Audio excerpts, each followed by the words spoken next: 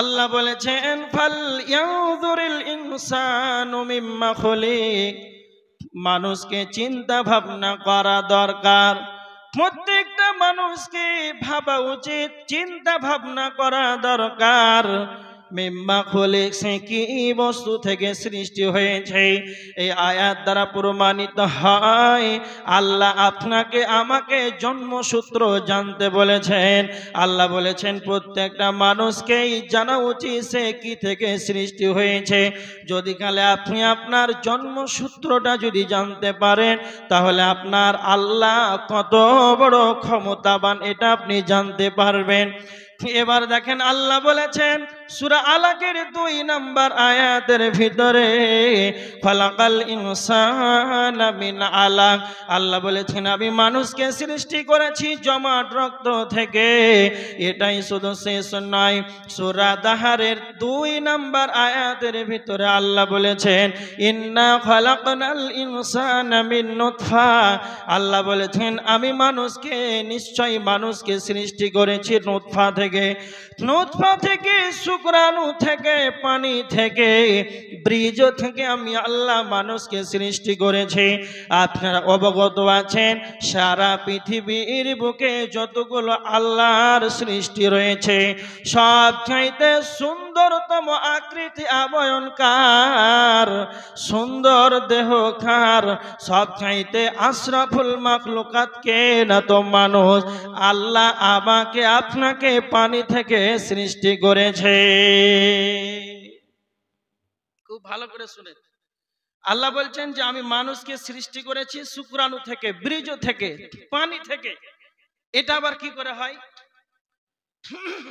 এত সুন্দর আবয়ন আল্লাহ দিয়েছেন, এটা কি করে হয় যে পানি থেকে এত সুন্দর তৈরি হবে?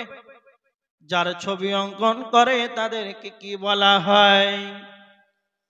যারা ছবি অঙ্কন করে ইংরেজিতে তাদেরকে আর্টিস্ট বলা হয়, বাংলাতে তাদেরকে চিত্রকার বলা হয়। সারা পৃথিবীর যতগুলো আর্টিস্ট রয়েছে, চিত্রকার রয়েছে, তাদেরকে যদি আনা হয়, তাদেরকে যদি খাতা দেওয়া হয়, পেন্সিল দেওয়া হয়, একটা গাধার ছবি অঙ্কন করতে যদি তাকে বলা হয়, গাধার ছবি অঙ্কন করে দেবে। আব্দুল কাইয়ুমকে যদি তার সম্মুখে দাঁড় করিয়ে দেওয়া হয়, যদি তাকে বলা হয় আব্দুল কাইয়ুমের মাথা থেকে পা পর্যন্ত এঁকে দাও, তা আব্দুল কাইয়ুমকে দেখে দেখে দেখে খাতা এবং রুলে যেন সে অঙ্কন করে দেবে। ঘটনাটি কেন আনলাম? সারা পৃথিবীর যতগুলো ছবি আঁকনেওয়ালা আছে, চিত্রকর আছে, তাদেরকে যদি আনা হয়, তাদেরকে যদি পুকুরের ধারে নিয়ে যাওয়া হয়, তাদেরকে যদি নদীর কাছে নিয়ে যাওয়া হয়, সমুদ্রের কাছে যদি নিয়ে যাওয়া হয়, আর যদি তাকে বলা হয় আব্দুল কাইয়ুমের দেহটাকে মাথা থেকে পা পর্যন্ত তুমি পানিতে অঙ্কন করে দাও, সারা পৃথিবীর যতগুলো চিত্রকর আছে সকলেই যেন ফেলিয়ার হয়ে যাবে। আব্দুল কাইয়ুমের দেহটাকে পানিতে কারো আঁকার যেন ক্ষমতা নাই। তো আমার আল্লাহ বলছেন বান্দারে, ইন্না খালাকনাল ইনসানা মিন নুতফা, আমি আল্লাহ তোমাকে শুক্রাণু থেকে, পানি থেকে আমি আল্লাহ তোমার এত সুন্দর আবয়ন দিয়েছি। আল্লাহ মানুষকে সুন্দর আবয়ন দেওয়ার ব্যাপারে, সুন্দর আকৃতি দেওয়ার ব্যাপারে আল্লাহ সুবহানাহু ওয়া তাআলা 4 বার কসম খেয়ে বলেছেন ওয়াতিনি ওয়াযাইতুনি ওয়া তুরি সিনিন ওয়া হাদাল বালাদিল আমিন। আল্লাহ 4 বার কসম খাওয়ার পর আল্লাহ বলেছেন লাকাদ খালাকনাল ইনসানা ফি আহসানি তাকওয়িম। আল্লাহ বলেছেন আমি তোমাদেরকে, মানুষদেরকে সুন্দর আবয়ন দিয়ে বানিয়েছি। তাহলে আল্লাহ জন্মসূত্রটা কেন জানতে বলেছেন? যে আল্লাহ বলছেন তুমি কি চিন্তা ভাবনা করো না? একবার কি চিন্তা ভাবনা আসে না? তুমি ছিলে কোথায়, এলে কোথায়, তোমার জন্ম কোথা থেকে হলো? পানি থেকে যদি তোমাকে সুন্দর, এত সুন্দর আবয়ন দিতে পারি, তো তোমার রবের পরিচয় তুমি পাবে না কেন?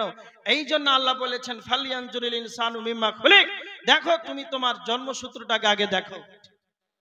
আর কি দেখতে বলেছেন আল্লাহ সুবহানাহু ওয়া তাআলা সূরা বাকারার 28 নম্বর আয়াতের ভিতরে আল্লাহ বলেছেন ওয়া কুনতুম আমওয়াতান, তোমরা ছিলে নিষ্প্রাণ। নিষ্প্রাণ বলতে আমাদের কোনো অস্তিত্ব ছিল না, আপনার আমার কোনো আবয়ন ছিল না। আব্দুল কাইয়ুমের 25 বছর হলো, 2 বছরকে পিছিয়ে নিয়ে চলে যান। 27 বছর আগে আমার আব্বা মাও জানতো না পৃথিবীতে আব্দুল কাইয়ুম আসবে, এটা কারো জানা ছিল না, সারা পৃথিবীর কারো খবর ছিল না। তখন আল্লাহ জানে পৃথিবীতে আব্দুল কাইয়ুম আসবে। এবার দেখেন আল্লাহ সুবহানাহু ওয়া তাআলা বলেছেন তোমরা ছিলে নিষ্প্রাণ।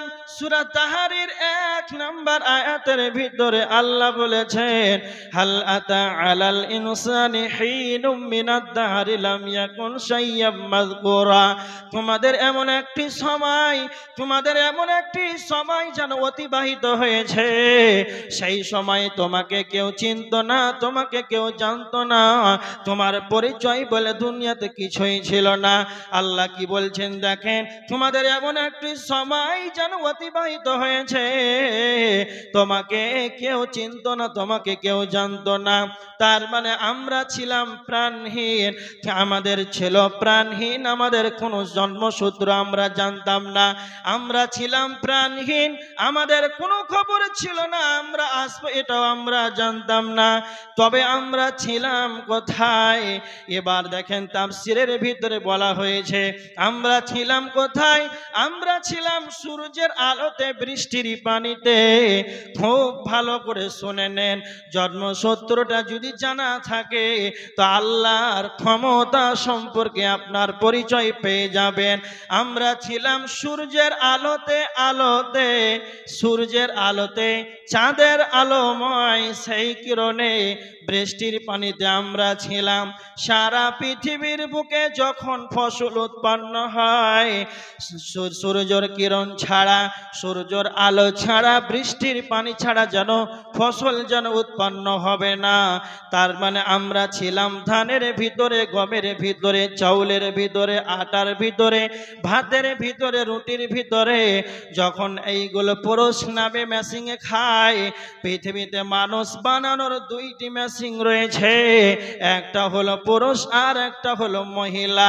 একজন হলো পুরুষ আর একজন হলো মহিলা। মানুষ বানানোর 2টি মেশিন রয়েছে, তাছাড়া পৃথিবীতে এমন কোনো পদ্ধতি নাই, মানুষ পৃথিবীতে আসার কোনো রাস্তা নাই। এই মাতৃগর্ভতে আমার আল্লাহ পৃথিবীতে সমস্ত মানুষকে এনেছেন। যখন একই হাঁড়ির খাবার, একই পাতিলের খাবার, ভাত, চাল, রুটি, এগুলো যখন পুরুষ নামে মেশিনে ভরে দেওয়া হয়, তখন এখান থেকে যেন শুক্রাণু তৈরি হয়। একই গাছের খাবার, একই পাতিলের খাবার, ভাত, তুরি, যখন ফল, কাজু, বিস্কুট যখন মহিলাদের মেশিনে যখন ভরে দেওয়া হয়, সেখান থেকে ডিম্বাণু যখন তৈরি হয়। স্বামী স্ত্রী যখন দিনমোহর দেওয়ার পর হালাল পন্থায় যখন জিমা হয়, তখন স্বামী স্ত্রী একে অপরে যখন মেলামেশা করে, ডিম্বাণু আর শুক্রাণু যখন অ্যাপ্রোচিং হয়ে যায়, তো আমার আল্লাহ বলছেন এবার ভালো করে দেখেন, মেডিকেল সায়েন্সরা বলেছেন যখন একজন পুরুষ আর মহিলা যখন সহবাস করে, তো মহিলা যখন সহবাস করে পুরুষের সঙ্গে, পুরুষের কতগুলো বীর্য বের হয়। তখন মেডিকেল সায়েন্স বলেছেন, গবেষণা করে তিনারা বলেছেন একজন পুরুষের ভিতর থেকে 60,06,000 কোটি শুক্রাণু বের হয়, 6 কোটি শুক্রাণু বের হয়। এবার ভালো করে শুনে নেন, তার মানে আল্লাহ আপনাকে এনেছেন 6 কোটির ভিতর থেকে, 60 লক্ষর ভিতর থেকে 5,99,000, 5,99,99,999টি, 5,99,000 99,99,999টি যেন গোসলের পানিতে যেন ধুয়ে মুছে চলে যায়। আর সেখান থেকে আল্লাহ আপনাকে 60 লক্ষের ভিতরে থেকে আব্দুল কাইয়ুমকে, হাজী আব্দুল সাত্তারকে, আব্দুল্লাহকে আল্লাহ পৃথিবীতে দুনিয়াতে এনেছে। তা আমার আল্লাহ বলছেন তোমরা কি ভাবো না, হাল আতা আলাল ইনসানি হিনুম মিনাদ দাহরি লাম ইয়াকুন শাইয়্যাম মাযকুরা।